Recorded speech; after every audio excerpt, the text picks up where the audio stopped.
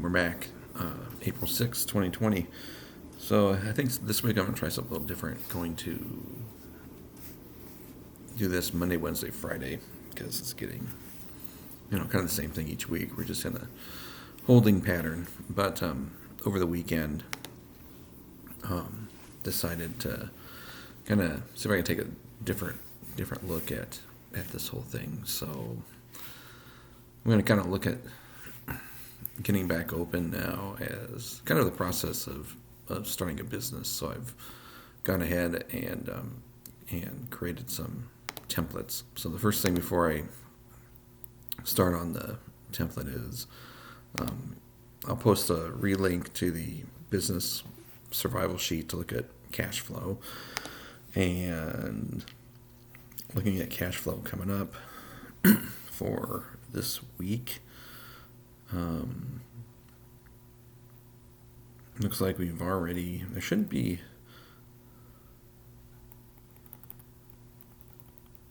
too much. So our biggest bill I guess we got one big bill. Well, the biggest bill this week for us is payroll, because we still have 1 week of most of our full-timers, and then 2 of our managers are still on payroll. And so the payroll will be going out Friday. That's our biggest bill. And then there's had the back pay on the cleaning for people. So I got that. That's gone out, and should have some utility payments this week. Besides that, the week of the 13th, things are pretty good. So what I did over the weekend was putting some thought into, okay, how can we, instead of being all negative about this, and it's bad for everybody, but how can we look at this differently? So created this business startup sheet. That's kind of a bunch of check boxes in it of things to do to get back started. And this is part of the plan. It's out there. So I'll kind of read through some things that are on here. So I'm calling it Startup Part Due because I really like the movie Hot Shots Part Due. So just play on it. So the first thing it starts with is really a daily cash burn rate till you reopen. Trying to calculate using that spreadsheet or whatever other means to look at what you spend per day, and then looking down how far. So I was kind of surprised. We're still with full rent, having to pay, if we pay full rent and everything, our burn rate right now is, it's probably a surprise for a lot of people, $950 a day. So that's what, to be closed with 2 managers on, we're spending about $950 a day just to operate. So if you think about that number, you really have to do, $1,400 in sales a day just to not burn all your cash flow. We're not doing that much online per day, not even close, but we're doing some, and that every little dollar helps. So I'm kind of calculating that our burn rate right now is about $700 a day. Now, take into account, this is worst case scenario. I've renegotiated one of the leases, and so that number comes out of here. So it's really a lot less than that, but I really want to plan, and I think you should plan too for your worst case scenario. So if you have to pay full rent and whatever staff you kept on, what is your burn rate? And then you can compare that with your cash reserves. All right, so I'm going to kind of jump into the next section is dates. So you have things like when are you going to be open fully to the public? When do you expect your doors to be open for your regular shopping hours? For me, I'm guessing June 1st. When you're going to be open for limited hours, I'm guessing May 10th right now. For us, when you're going to be able to start taking consignment. When you're going to bring your employees back, all the employees back. I have it in 510. 75% of sales of the previous year, when you expect that. Right now I'm planning on October of 2020 and getting back to 100% of sales of the previous year, December of 2020. I push those out a little bit because I think there's going to be, once they kind of release people to go out, I think there's going to be a rebump in this, and people are going to get really nervous about it, and it's going to cause a secondary reaction. So I'm pushing these dates out a little bit. Next section is capital. PPP, which I did get applied for, excuse me, Friday last week. First National was really good. The Feds had changed the form Thursday night and had to redo the form application again on Friday afternoon because of this. That made a change about that all your employees citizens, and so we had to go fill that out. So that's in. So I should hear on that this week. I also asked for a deferment, that if they can approve the loan, lock the money in, but not disperse it to me until the end of April into May, when we kind of align that with with getting open. So we'll see how that goes. Based with PPP again, if you haven't done it, you take your yearly payroll, you take your total, what you take, Social Security tax, all that stuff, pay, all the benefits. You divide that, you take that for the whole year, divide it by 12, which is 12 months, and you multiply that by 2.5, and that gives you the dollar amount that that you can apply for. The EIDL is in, and that's the formula for that's basically you take your sales minus your cost of goods sold. You get the difference, and then you divide that by 2, and that's what you can get a loan for, and that's really for working capital, stuff like that. So that's in. That's been about 8 days. I've been waiting on that. I haven't heard from small business yet, but hopefully that'll come in. And also on capital, checking your cash reserves. Make sure you check your bank account. You also want to look at what you have in the bank and set a minimum balance for what you need later. So let's say you had, $100,000, and you knew that you could not spend $50,000 because you really needed that, down the road to stay open and stuff and things like that. So you can say, I have $50,000 I can spend. So what's your burn rate? And help you out. And then personal reserves. I put some thought on personal reserves this week, and it's like, how much of your personal capital do you want to put back into a business? So let's say you have, $300,000, and you run through all your cash reserves. This thing goes longer than it is. You don't get the EIDL or some other things happen. What is it worth to you to open your business back up? Is it worth cashing out all your retirement? Is it worth other things to get it open? So as a business owner, you really got to think about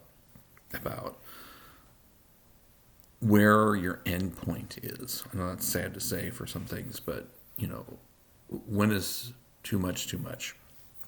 Hopefully this will get done soon, and these other programs in place, you won't have to get to that point. But it's always good to think about it. Employees. Employees checklist talks about full-time employees, talking about when you bring it back. And if you're on the PPP, once you take that PPP money, you got to pull your employees back, whether they're working or not. This is going to be interesting because you got full and part-time employees. And with the additional $600 a week, that my understanding is the feds are going to be giving people on unemployment, there's going to be a lot of people, especially in the service industry, that are actually making more money.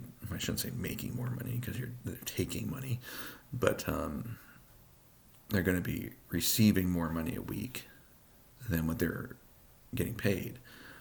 As an employer, that's not the purpose of unemployment. And as an employer, when you pull these people back, it's as business owners, it's for your best interest to do it. Otherwise, you're not going to hit your 75% payroll numbers, and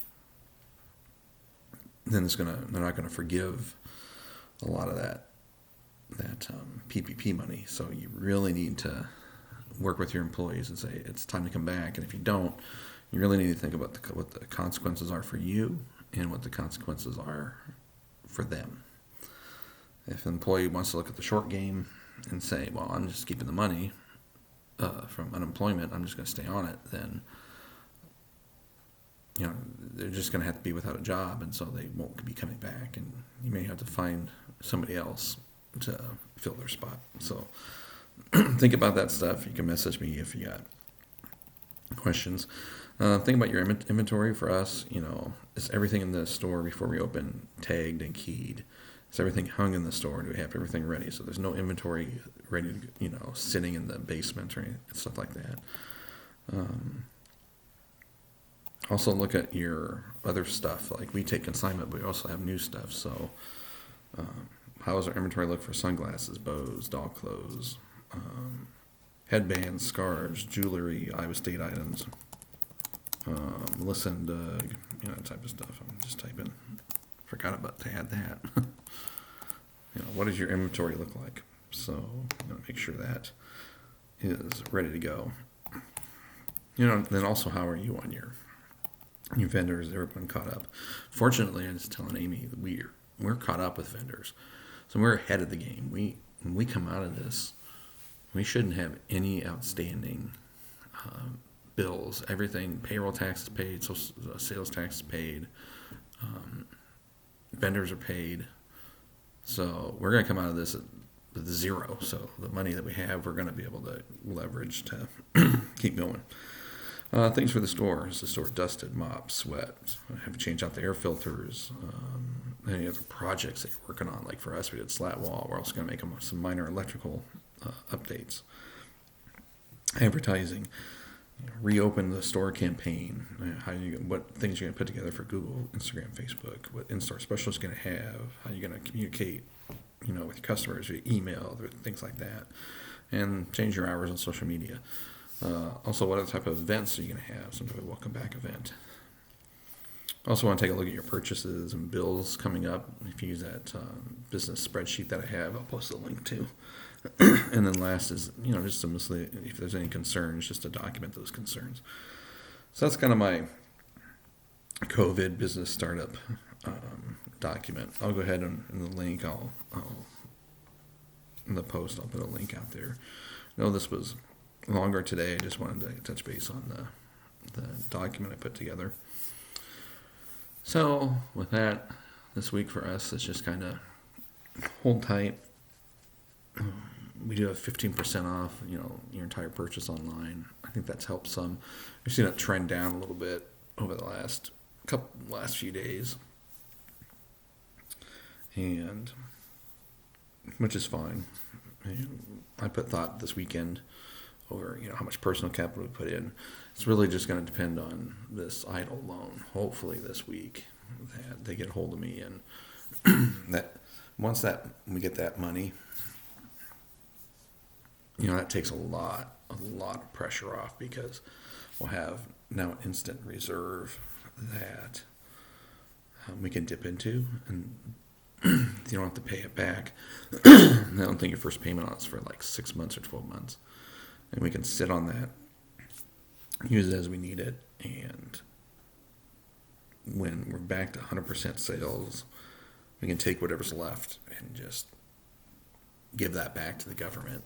And then whatever we used of it, we can convert to the loan at 4% interest or whatever, and get that paid back. So that's the stress reliever, is that one loan. I think any other small businesses out there, people are going for that. That's probably the one that's, if you applied for it, you need it. The PPP, it doesn't really buy us anything right now, because we don't want to pull employees back right now, because by the time the program's over after 8 weeks, we're not going to be up and open. And I have a feeling if they force us to take PPP now, come middle of June, we'll have to let half the staff go that we bring back on. They'll go back on unemployment. If we wait about 4 or 5 weeks, then there's a good chance once we bring them back on, that we'll be able to keep them on for good. So that's two different stresses there, but the idle for us is really the big one. And based on what NARTS was saying, our association, expect 2 weeks, up to 2 weeks for the idle, then for them to get a hold of you. So my phone is on, it is ready. Once they call you about the idle, then it's about 2 more weeks to close it. PPP, sounds like there's still some problems. sounds like there's two other pieces of information that we still need to get. One is our code for our business. I have to go find that this morning. And they may need Q1 2020 payroll numbers, which I'll just email the accountant and have her send that over to me. I know she's mailing out her packets to us because she's not taking in store. So maybe that'll come in the mail today, and so I'll just have it anyway. So, okay, so that's a 15-minute video. So, okay. Well, hopefully when you watch it, you set it to like 2 times speed. That way it only takes like 5 minutes to watch. If you have any questions, shoot me something and go from there. Out.